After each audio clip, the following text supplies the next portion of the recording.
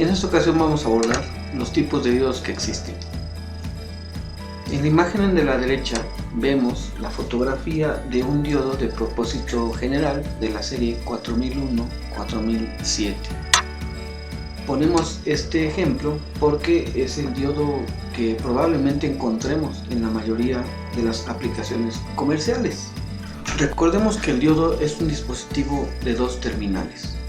Está formado por una capa de semiconductor tipo P y de semiconductor tipo N, y que tiene las terminales de ánodo y cátodo.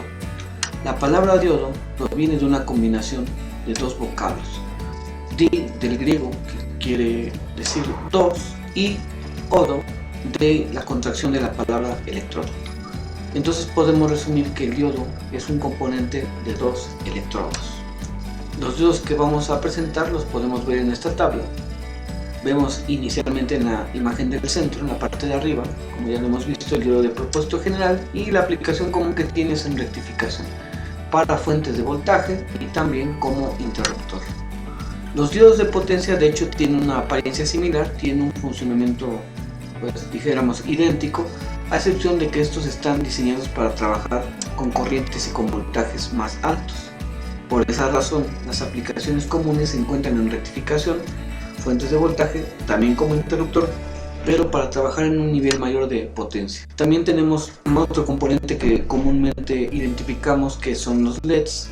Y bueno, pues en la imagen del centro presentamos los que comúnmente encontramos en muchos de los circuitos a diferentes colores. La aplicación común, la podemos mencionar, es emisión de luz, si no necesariamente es la única. En la parte de abajo de la tabla vemos ahora al que se conoce como diodo Zener. En el centro de la imagen es característico, con este color rojizo y la banda negra que representa el cátodo, pero no necesariamente siempre tendrá esta imagen, por lo cual deberemos enfocarnos en la matrícula para poder saber qué tipo de diodo es. ¿Cuál es una de las aplicaciones comunes? Los reguladores de voltaje. En la parte de arriba vemos al diodo Schottky, un dispositivo de dos terminales muy parecido a la configuración de un transistor, aunque este último es de 3.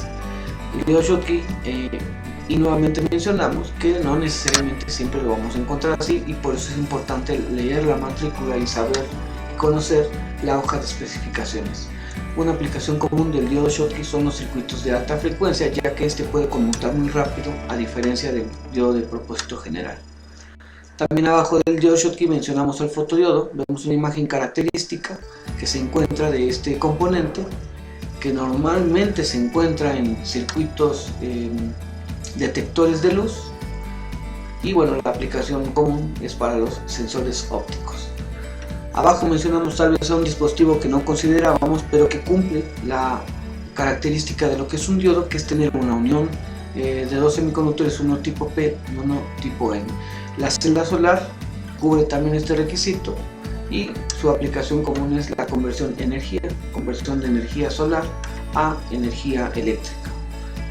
Finalmente presentamos al diodo láser, o también en la contracción se conoce como láser, que es un componente nuevamente de dos terminales y que también está formado por una capa de un semiconductor tipo P y otra capa de semiconductor tipo N. Y sabemos que las aplicaciones de este dispositivo pues también son muy amplias, puede estar en terapias, en medicina, soldadura y corte, iluminación, entre otras. Comenzamos con el diodo de propósito general. Vemos del lado izquierdo en la parte superior la imagen de lo que se conoce como un puente de diodos, que es el arreglo que se utiliza para hacer una rectificación de una señal. Cuando uno habla de la rectificación, tiene uno que hacer referencia a lo que ve uno en la imagen de abajo. Esa rectificación parte de una señal de una corriente alterna, que, como sabemos, ejemplificada a través de una señal sinusoidal, un semiciclo positivo y semiciclo negativo, nos da a entender que hay un cambio en la dirección de la corriente. La rectificación, y por tal su nombre del diodo, viene porque involucra que se eliminen estas alternancias en la dirección de la corriente, lo que comúnmente escuchamos como la eliminación de los semiciclos negativos, que en realidad y en resumen lo que nos muestra es que se evita que la corriente esté cambiando de dirección, y por eso se dice que rectifica una señal de corriente alterna En la parte derecha ya hemos mencionado que la aplicación principal es la rectificación de señales y ya conocemos que su símbolo tradicional del diodo es el que vemos en la parte de abajo, ánodo y cátodo. Los diodos de potencia, como lo podemos ver en esta nueva imagen, tienen dos características que, si bien son generales, pueden ser formas de identificar y de saber con qué tipo de diodo estamos trabajando.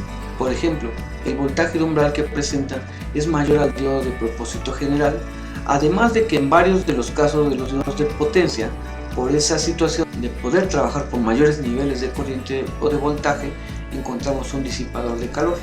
En la parte de abajo vemos el símbolo característico del diodo de potencia, que realmente es un diodo de propósito general.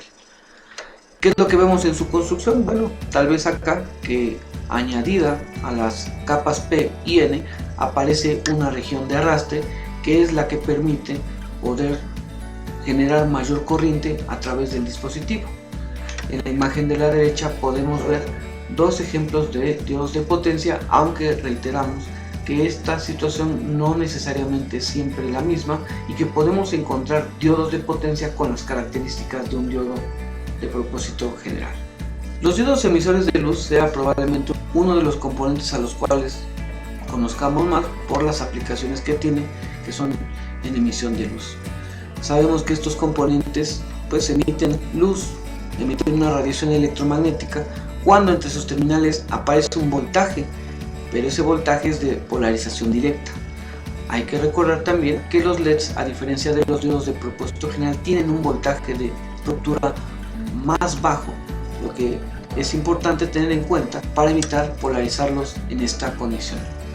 En la tabla de la derecha vemos los voltajes de umbral para cada LED correspondiente con su color, que como nos damos cuenta también son mucho más altos en comparación a los diodos de propósito general, partiendo de un LED infrarrojo que tiene un voltaje de umbral de 1.2, es decir, a donde va a tener el máximo de su emisión, y tenemos también al diodo blanco con un voltaje de umbral de casi 3.6 volts, lo que nos representaría el máximo de su emisión. El símbolo característico que podemos ver en la imagen superior derecha es el que ya conocemos del diodo, pero con dos flechas apuntando hacia afuera, lo que nos está diciendo que la luz está emitiéndose del dispositivo. El diodo Zener es un caso especial de un diodo de propósito general, ya que en un diodo común de la serie 1, 4001 o 4007, que se utiliza para aplicaciones de rectificación, el voltaje de ruptura determina el modelo del diodo. Por lo tanto, sabemos que ese voltaje es el que provoca la ruptura, es decir, ese descontrol en el nivel de la corriente cuando se polariza en inversa.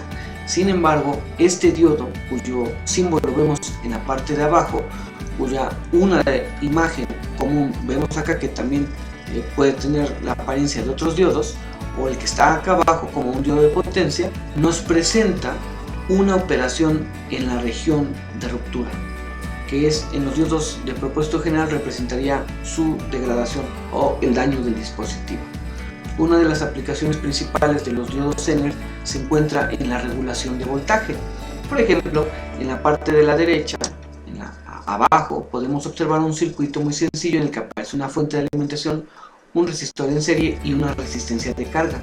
Como vemos, el diodo Zener se coloca en paralelo y para la polarización de la fuente sabríamos que este está conectado en inversa.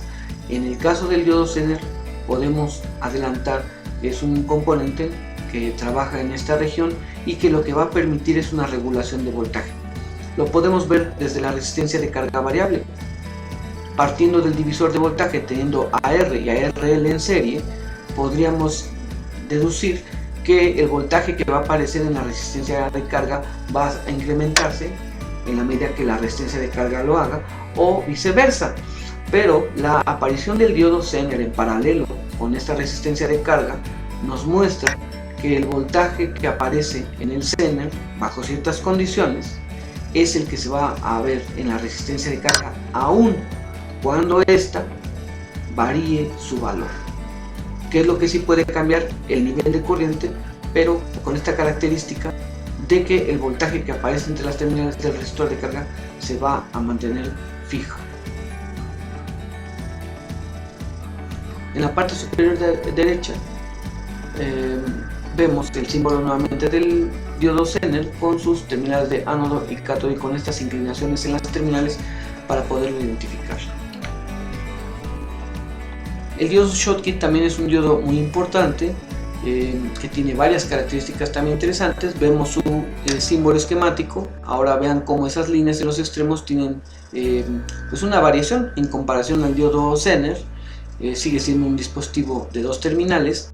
En la imagen del centro podemos ver diferentes tipos de diodos Schottky, lo que nos da a entender que pueden tomar la apariencia de un diodo de propósito general o incluso de algún otro componente. En la imagen que tenemos en la derecha, en la parte de arriba, podemos ver una recopilación de 4 de los diodos que hemos estado abordando.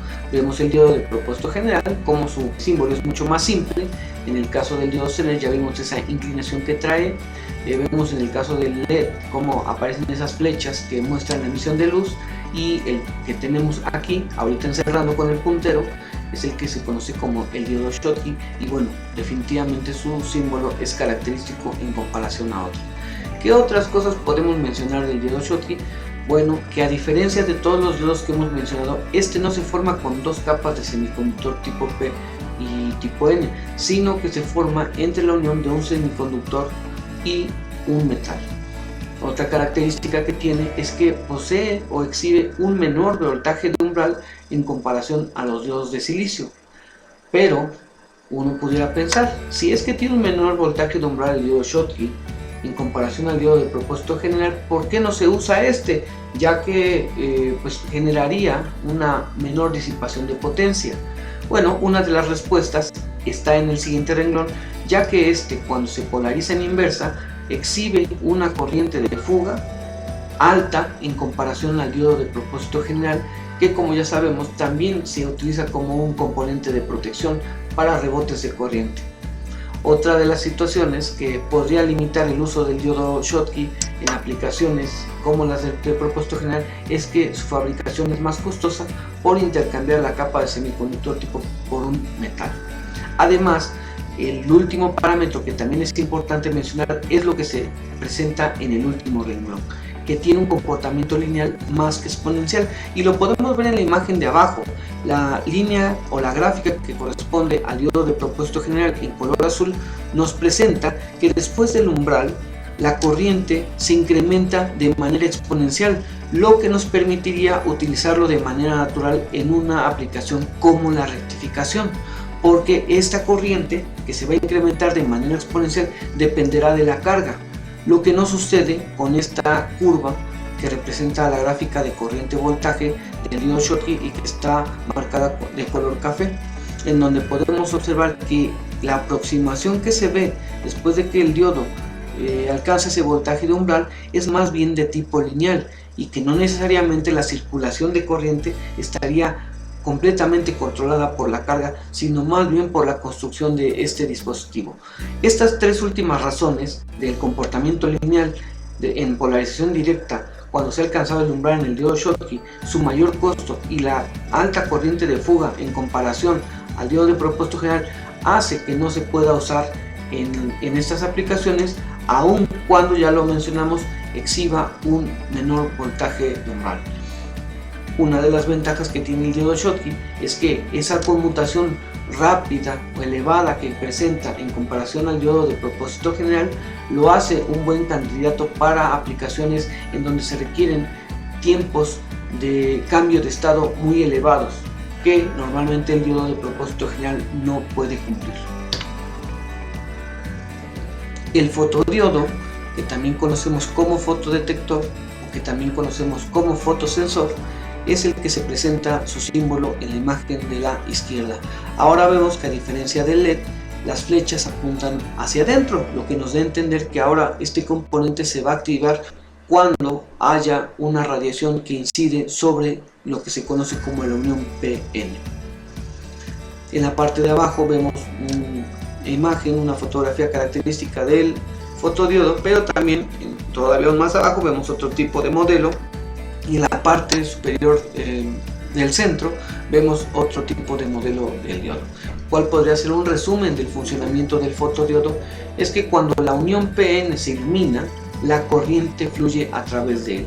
En la gráfica de abajo podemos resumir este comportamiento, ya que como podemos ver, la iluminación o el nivel de iluminación que tenga el componente es lo que va a modificar el nivel de corriente, y como ustedes pueden ver, lo hace de una manera exponencial.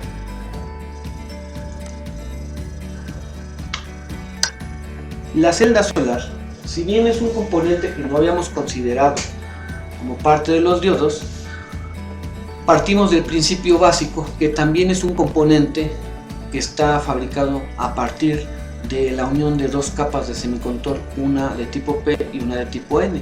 Podemos ver el símbolo esquemático que tiene la celda solar en la imagen que estamos encerrando con el puntero, y nuevamente, como en el caso del fotodiodo, este componente se activa bajo la absorción de luz. De hecho, el dispositivo trabaja con el efecto fotovoltaico. Podemos mencionar que cuando la luz incide sobre la unión PN de la celda, se generan electrones libres o se liberan electrones del enlace del átomo, que en la teoría de los semiconductores se explica como el traslado de electrones de la banda de valencia a la banda de conducción. Y bueno, esos electrones libres, a través de la acción de un pequeño campo eléctrico, van a poder ser recuperados o rescatados para su uso en circuitos de corriente eléctrica. Normalmente las celdas solares no vienen de forma individual, sino vienen en un conjunto que se conoce como paneles, porque la potencia que pueden entregar en general es muy baja, pero ya en conjunto la suma de esta potencia puede alimentar a otros dispositivos que consuman una potencia mayor que lo pueden hacer dispositivos electrónicos pequeños. Y bueno, en comparación también al fotodiodo, que podríamos decir que tiene una función similar de conversión de luz a energía eléctrica, una de las diferencias es que tecnológicamente la celda solar está optimizada para que haga la conversión de energía, y el fotodiodo más bien para la detección de luz. El último componente que estamos abordando en esta ocasión es el que se conoce como láser o diodo láser, que sigue siendo un componente de dos terminales, un componente en el que aparecen capas de semiconductor tipo P y tipo N, que como podemos ver en la imagen de la izquierda aparece el símbolo característico del láser. Vemos que tiene en cierto modo un parecido con lo que es el LED, en el que hay una emisión de luz. Tiene un ánodo y un cátodo como terminales. En la parte del centro vemos el circuito de detección, en el que aparece un diodo láser y un fotodiodo, como ya lo hemos abordado. En la imagen de la derecha, que aparece acá, podemos ver la diferencia entre el símbolo esquemático de lo que es el LED y lo que es el láser, que en general tiene una línea vertical atravesada en el triángulo que corresponde a la terminal del ánodo. ¿Qué podemos resumir de este componente? Pues que de inicio presenta un diferente principio de operación al LED, porque en este caso el láser trabaja con lo que se conoce como la emisión estimulada, que representa la emisión de electrones a niveles más altos de energía que golpean a otros átomos, y los electrones que ganan energía de estos átomos, al relajarse o al perder esa energía que han ganado, liberan fotones, o lo podemos decir, liberan luz. Este proceso pues se realiza para millones y millones de electrones, y por tanto lo que vemos es un efecto de emisión de luz. ¿Qué otra cosa podemos ver? Que la respuesta que tiene el láser en comparación al LED es mucho más alta, y a eso nos referimos al tiempo de respuesta, es decir, al tiempo en el que pasa desde la excitación hasta la emisión de luz. Además que también posee una mayor eficiencia de conversión de potencia en comparación al LED, es decir, de la energía que se le aporta, el nivel que entrega en forma de luz es mucho mayor. Sin embargo, bueno, pues el láser en general, y lo podemos ver en la mayoría de las aplicaciones, presenta un mayor consumo de potencia. Cuando usamos láseres en comparación a los LEDs, vemos que, por ejemplo, las pilas que usamos prácticamente se terminan muy rápido por este mayor consumo que tiene el componente, además de que también representa un mayor costo. Bueno, con esto hemos terminado la revisión general de lo que son los dispositivos electrónicos conocidos como diodos en varias de sus categorías. No necesariamente son todas, pero bueno, se han abordado de las más comunes. Esto ha sido todo y nos vemos en un siguiente video. Hasta luego.